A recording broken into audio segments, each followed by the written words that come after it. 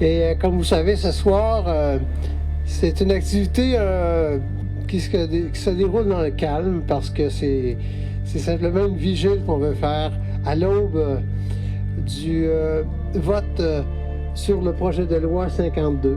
C'est plutôt un appel du cœur pour nos députés.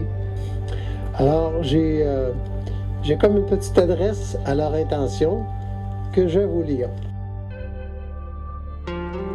Pendant que le bon peuple festoie et se laisse émouvoir par nos athlètes olympiques à Sotchi, nos dirigeants, ceux que nous avons élus pour veiller à nos intérêts les plus chers, s'apprêtent à voter une loi immorale qui va à l'encontre de nos valeurs, de notre dignité et de notre sécurité. Alors, comme vous savez, on a un groupe de médecins. On est rendu plus que 600 médecins qui nous sommes réunis pour travailler contre ce projet de loi. Moi, je travaille en gériatrie, je travaille avec des personnes âgées. Et mes patients, justement, ils commencent à perdre l'autonomie. Ils commencent à dépendre de leurs proches pour des soins, pour toutes sortes de besoins qu'ils ont parce qu'ils ne peuvent plus tout faire pour eux-mêmes. Et c'est des personnes qui sont très vulnérables, justement, parce que des fois, c'est lourd de dépendre des autres, puis des fois, on ne voudrait pas, puis ce serait très, très facile qu'ils se sentent forcés à demander de se faire tuer au lieu de se faire soigner pour ne pas peser sur les gens qui ont autour. Si tout le monde avait accès aux soins très, très spécialisés en soins palliatifs, il n'y aurait pas de demande pour l'euthanasie. Il n'y en a pas besoin. Ce qu'il faut faire, c'est étendre les soins palliatifs à tout le monde qui en a besoin. Je suis le directeur de Vivre dans la dignité et on combat ce projet de loi avec tout notre être, de tous nos fibres. Moi, ça me fait peur.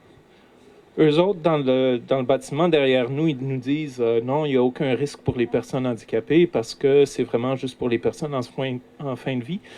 Mais la réalité, c'est que le projet de loi, là, comme qui est écrit, c'est un risque pour tout le monde. Quelqu'un m'a fait réaliser, et c'est un athée, que la phrase la plus lucide qui a jamais été prononcée sur la Terre l'a été par un agonisant. Ils ne savent pas ce qu'ils font. Alors, c'est ironique qu'on soit ici aujourd'hui en train de parler d'une possible légalisation de l'euthanasie quand vous savez que jeudi dernier, le 13 février, la Belgique, qui a voté l'euthanasie en 2002, a étendu l'euthanasie aux mineurs sans limite d'âge. Alors, nos parlementaires, à qui cette situation de dérive dans les pays qui ont légalisé l'euthanasie a été clairement exposée, semblent mettre leur tête dans le sable et puis pas voir les possibilités en disant qu'ici, les balises seront respectées. Sans parler, évidemment, du sophisme des mots qu'on essaie d'enrober le tout dans l'expression « aide médicale à mourir », alors que ce dont on parle, c'est vraiment l'euthanasie. L'euthanasie, c'est très clair, hein? C'est l'injection d'un barbiturique pour endormir, suivi d'un médicament qui paralyse la respiration, puis le patient décède en 2 à 5 minutes.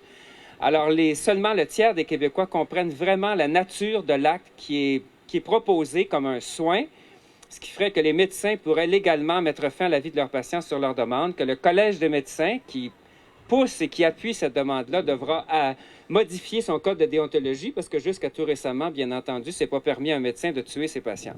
Alors, c'est important de réaliser la gravité de l'enjeu si on ne veut pas se retrouver dans 12 ans, ici, ou peut-être plus tôt même, en train de parler de l'extension de l'euthanasie aux patients avec démence ou aux patients mineurs sans restriction d'âge. Merci beaucoup.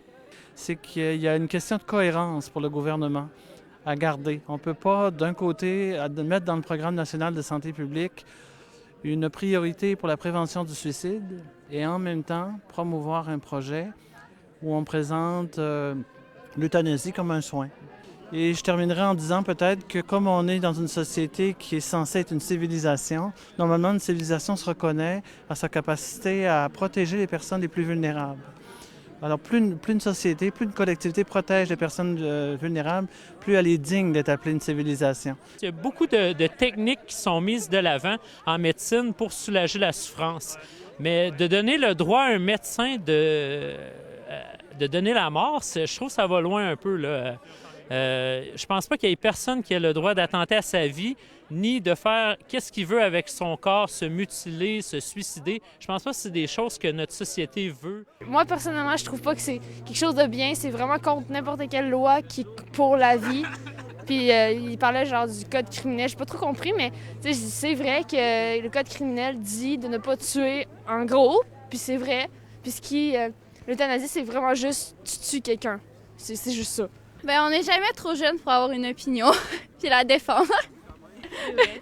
Je suis venue parce que je crois en la dignité de la vie, à son côté sacré, je crois en sa beauté, sa grandeur, puis je suis convaincue que la loi pour l'euthanasie contrevient vraiment à ça. Puis moi, je veux militer pour la vie et pas pour la mort, donc c'est pour ça que je suis ici ce soir. On est venu une délégation de 16 personnes, alors 16 petits frères et petites sœurs, avec des laïcs aussi qui sont venus. Puis on sentait que c'était important parce que ça fait déjà plusieurs mois qu'on a adopté 2 députés chacun.